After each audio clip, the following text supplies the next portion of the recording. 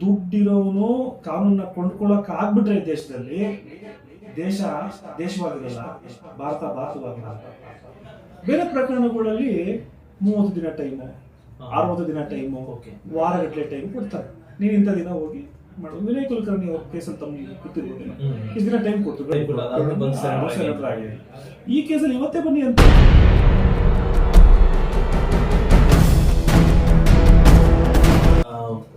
ಒಂದು supreme court ತೀರ್ಪನ್ನ ಎಲ್ಲರೂ ಶ್ಲಾಘಿಸ್ತಾ ಇದ್ದಾರೆ, ಮತ್ತೆ ಒಂದು ಒಳ್ಳೆ ತೀರ್ಪು ಅಂತ ಎಲ್ಲ ಇದು ಮಾಡ್ತಾ ಇದ್ದಾರೆ.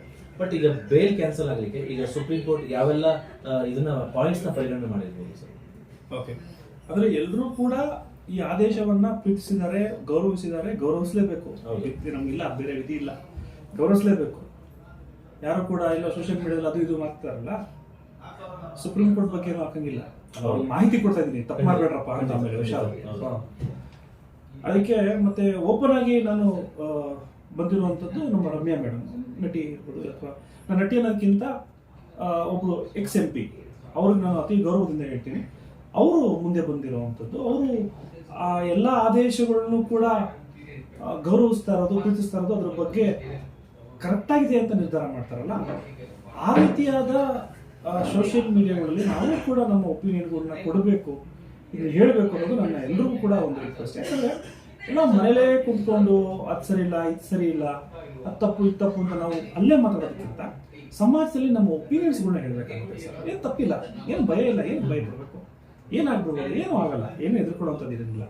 ಸೊ ಎಲ್ಲಿವರೆಗೂ ನಾವು ತಪ್ಪು ಮಾಡಲ್ವೋ, ನಾವು ಸ್ಟ್ರಾಂಗ್ ಆಗಿದೀವೋ, ನಾವು ಸರಿ ಇದೀವೋ, ಅಲ್ಲಿವರೆಗೂ ನಮ್ಗೆ ಏನೂ ಆಗಲ್ಲ, ಇದೊಂದು ಗ್ಯಾರಂಟಿ ಇರಲಿ. ಮೊದಲನೇದಾಗಿ ಈ ಆದೇಶ ಸರಿ ಇದೆ ಅಂತ ನೀವು ಯಾಕೆ ಹೇಳ್ತೀರಾ ಅಂತ ಸುಪ್ರೀಂ ಕೋರ್ಟ್ ಈ ಆದೇಶ ಮಾಡಕ್ ಕಾರಣ ಏನು ಅಂದ್ರೆ, ಸುಪ್ರೀಂ ಕೋರ್ಟ್ ಅಬ್ಸರ್ವ್ ಮಾಡಿರುವಂತದ್ದು, ಮೊದಲು ಈತ ಪ್ರಾಣ ಹೋಗಿರೋದ್ರಿಂದ ಹಿಡಿದು, ಅಂದ್ರೆ ರೇಣುಕಾ ಸ್ವಾಮಿ ಚಿತ್ರದುರ್ಗದಿಂದ ಬಂದಾಗಿಂದ ಹಿಡಿದು ದರ್ಶನ್ ಅವರು ಬೇಲ್ ಆಗೋವರೆಗೂ ಕೂಡ, ಮತ್ತೆ ಬೇಲ್ ಆದ ನಂತರ ಶೂಟಿಂಗ್ ಹೋಗಿರೋ ತನಕನೂ ಕೂಡ ಎಲ್ಲವನ್ನು ಸಂಪೂರ್ಣವಾಗಿ ಸೂಕ್ಷ್ಮವಾಗಿ ನೋಡಿದ್ವಿ. ಹೇಗೆ ನೀವು ಕ್ರಿಕೆಟ್ ಅಲ್ಲಿ ಥರ್ಡ್ ಅಂಪೈರ್ ನೋಡ್ತಾರಲ್ಲ, ರಿವೈಸ್ ಮಾಡಿ, ಸ್ಲೋ ಮೋಷನ್ ರಿವೈಸ್ ಮಾಡಿ, ಆ ರಿವೈಸ್ ಮಾಡೋದು ಸ್ಲೋ ಆಗಿರ್ಬೋದು, ನಿರ್ಧಾರ ಟಕ್ಕಂತ ತಗೊಳುತ್ತೆ. ಸೊ ಆ ರೀತಿ ಎಲ್ಲಾ ಕಡೆ ಇರೋ ದಾಖಲಾತಿಗಳನ್ನು ಕೂಡ ಸಂಪೂರ್ಣವಾಗಿ ಇಟ್ಕೊಂಡು ನೋಡಿದೆ. ಏನೇನು ನೋಡಿದೆ ಪ್ರಮುಖವಾಗಿ, ಇವೆಲ್ಲ ನೋಡಿದ್ರು ಕೂಡ ಪ್ರಮುಖವಾಗಿ ಏನಿದೆ, ಇವಾಗ ದರ್ಶನ್ ಕೊಲೆ ಏನಕ್ಕಾಯ್ತು ಅದು ನೋಡಿದೆ. ಜೈಲಿನಲ್ಲಿ ಈತ ಏನ್ ಮಾಡ್ತಿದ್ದ ಅನ್ನೋದು ಕೂಡ ಪಾಯಿಂಟ್ ಆಗಿದೆ. ಇಷ್ಟೊಂದು ರಾಜ್ಯಾತಿಥ್ಯ ಇದೆಯಾ, ಹಬ್ಬ ಅದನ್ನು ಕೂಡ ಇದು ಮಾಡಿದೆ.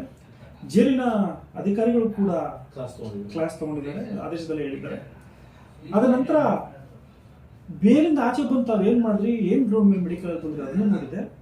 ಇದೆಲ್ಲ ಆದ್ಮೇಲೆ ಇವ್ರು ಬೇಗ ಇವತ್ತೇ ಜೈಲಿಗೆ ಹೋಗ್ಬೇಕು ಅಂತಿದೆ ಸರ್. ಅರ್ಥ ಮಾಡ್ಕೊಳ್ಳಿ, ಇವತ್ತೇ ಜೈಲಿಗೆ ಹೋಗ್ಬೇಕು ಅಂತ ಹೇಳಿದೆ. ಎಂತಕ್ಕೆ ಅಂದ್ರೆ ಬೇರೆ ಪ್ರಕರಣಗಳಲ್ಲಿ 30 ದಿನ ಟೈಮು, 60 ದಿನ ಟೈಮು, ವಾರಗಟ್ಟಲೆ ಟೈಮ್ ಕೊಡ್ತಾರೆ. ನೀನು ಇಂಥ ದಿನ ಹೋಗಿ ಮಾಡು. ವಿನಯ್ ಕುಲಕರ್ಣಿ ಅವ್ರ ಕೇಸಲ್ಲಿ ತಮ್ಮ ಗೊತ್ತಿರ್ಬೋದಿಲ್ಲ, ಇಷ್ಟು ದಿನ ಟೈಮ್ ಕೊಡ್ತು.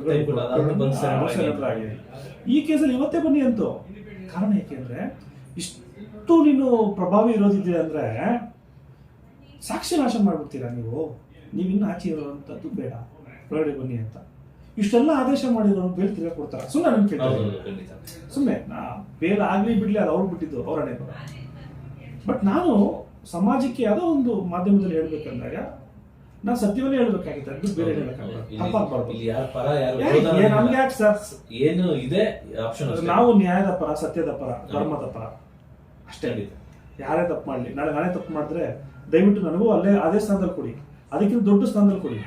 ಚಪ್ಪಲಿ ಹೊಡಿ, ನಾನು ಹೊಡ್ಸ್ಕೊಂತೀನಿ. ತಪ್ಪು ಮಾಡಿದ್ರೆ ಮಾತ್ರ ನಾನ್ ಮಾಡ್ಲಿ, ಅಥವಾ ನನ್ನ ಕುಟುಂಬದವ್ರು ಮಾಡ್ಲಿ, ಅಥವಾ ಯಾರೇ ಮಾಡ್ಲಿ, ತಪ್ಪು ತಪ್ಪೇ.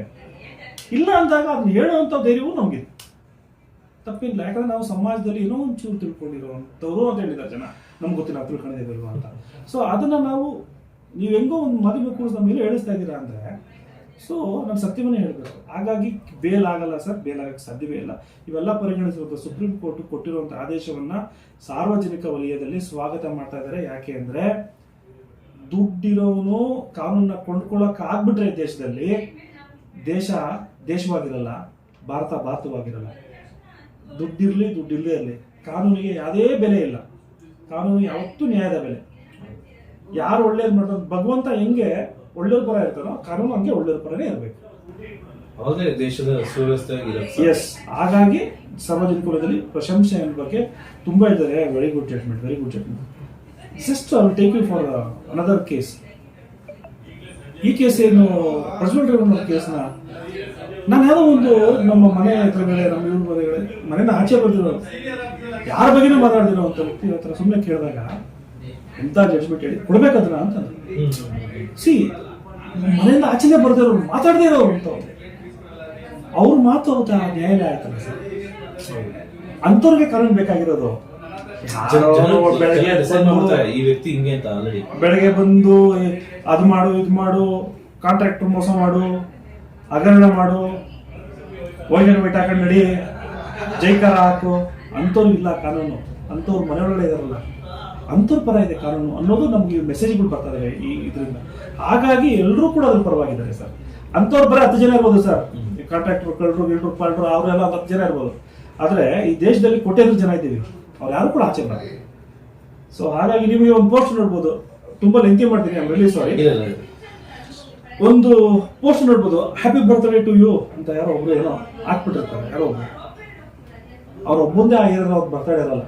ಹೌದು, ತುಂಬಾ ಜನ ಅವತ್ತು ಒಂದು ಮಗುವಿಂದ ಯಾರಾದ್ರು ಹಾಕಿರ್ತಾರೆ. ಸೊ ಹಾಗಾಗಿ ಅಲ್ಲಿ ಹಾಕ್ಸ್ಕೊಳ್ಳೋಕ್ಕಿಂತ ಅಥವಾ ಅವ್ರು ಹಾಕಿರೋದಕ್ಕಿಂತ ವ್ಯಕ್ತಿ ಯಾರು ಅಂದ್ರೆ ಜಾಸ್ತಿ ಮೇಲೆ ಇರ್ತಾರಲ್ಲ, ಅವರ ಒಂದು ಪವರ್ ಜಾಸ್ತಿ ಅನ್ನೋದು ನನಗೆ ಇಷ್ಟಪಡ್ತೀನಿ.